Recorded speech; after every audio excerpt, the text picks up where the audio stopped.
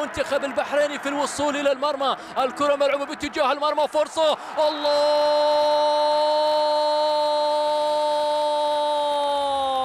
فك الشفرة، فك الشفرة.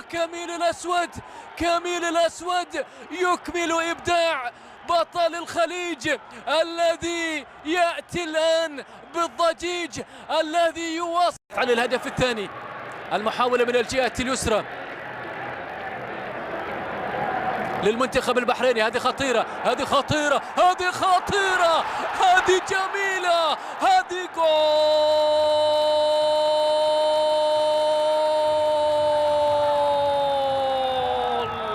يسجل الأحمر البحريني من جاسم الشيخ، شيخا في اللقطة الماضية، كان شيخا في التسديدة الماضية، كان رائعا في التصويبة الأخيرة. الإمارات في تاريخ مواجهات الفريقين على مستوى بطولات كأس الخليج.